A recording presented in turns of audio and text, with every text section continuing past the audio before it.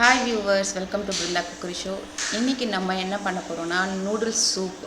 அதுக்கு இப்போ நான் கடாயை அடுப்பில் வச்சுட்டு தேவையான அளவு எண்ணெய் ஊற்றிக்கிறேன். எண்ணெய் நல்லா சூடாகட்டும்.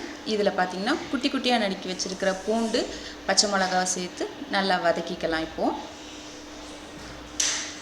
இந்த பூண்டு, இந்த பச்சை மிளகாவுடைய ஃப்ளேவர் வந்து நல்லா எண்ணெயில் இறங்கும்போது நம்மளுடைய சூப்புக்கு வந்து ஒரு நல்ல ஃப்ளேவர் கிடைக்கும். இது வந்து நான் சும்மா ட்ரை பண்ணேன், ரொம்ப நல்லா வந்தது. நீங்களும் ட்ரை பண்ணி பாருங்கள்.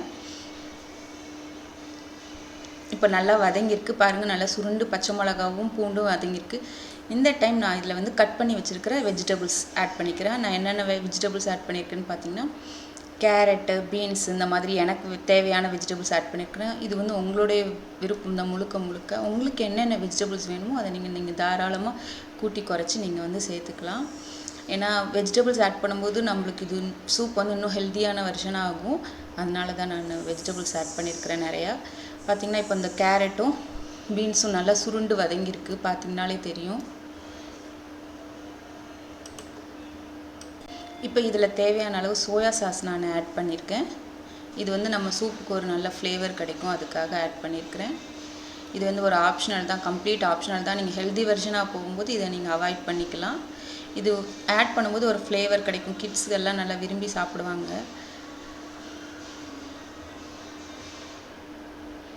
இப்போ இது காரத்துக்கு கருப்பு மிளகுத்தூள் நான் சேர்த்துருக்கேன். ஏன்னா சூப்புங்கும்போது மிளகுத்தூள் இல்லாமல் எப்படி, அதுதான் நம்மளுடைய ஃப்ளேவர் கொடுக்கும், சூப்புக்கு ஒரு சூப்பரான ஃப்ளேவர் கொடுக்கும். அதையும் சேர்த்துட்டு இப்போ நம்மளுக்கு தேவையான அளவு தண்ணி ஊற்றி நம்ம கொதிக்க வைக்க போகிறோம். உங்களுடைய விருப்பம் தான். ஏன்னா சூப் நம்மளுக்கு எந்த அளவு வேணும் அப்படிங்கிறதுக்காக நம்ம வந்து தண்ணியோடைய அளவை வந்து நல்லா கூட்டி யூஸ் பண்ணிக்கலாம். இதுக்கு எந்த வித மெஷர்மெண்ட்டும் கிடையாது. இப்போ இந்த தண்ணி வந்து நல்லா கொதித்து வரணும்.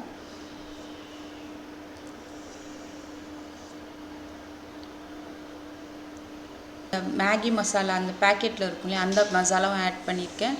அது வந்து ஒரு நல்ல ஃப்ளேவர் கொடுக்கும். இது வந்து சேர்க்கும்போது இன்னும் உங்களுக்கு ஒரு ஃப்ளேவர் கிடைக்கும். ஆல்ரெடி நம்ம சில்லி அப்புறம் மிளகுத்தூள் எல்லாம் சேர்த்துருக்கிறதுனால அதுவும் நம்மளுக்கு காரம் கரெக்டாக இருக்கும். இது வந்து ஒரு நல்ல ஒரு டேஸ்ட் கொடுக்கும். அதனால் இதுவும் சேர்த்து நல்லா கொதிக்க விடுங்க.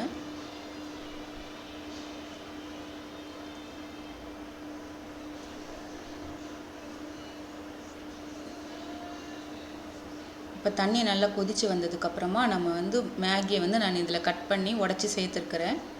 இப்போ வந்து மேகி நல்லா அந்த நூடுல்ஸ் நல்லா இதில் கொதித்து வரட்டும், வெந்து வரணும். பார்த்திங்கன்னா கொஞ்சம் நூடுல்ஸ் பாதியமாக, வெஜிடபிள்ஸ், அப்புறமா தேவையான அளவு தண்ணி எல்லாமே கரெக்டாக ஒரு கன்சிஸ்டன்சியாக இருக்குது. இப்போ நம்மளுடைய நூடுல்ஸ் கொஞ்சம் இன்னும் வேகணும். ஒரு 2-3 மினிட்ஸ் டைம் கொடுத்திங்கன்னா தாராளமாக வெந்துடும். ரொம்ப சூப்பராக இருக்கும்.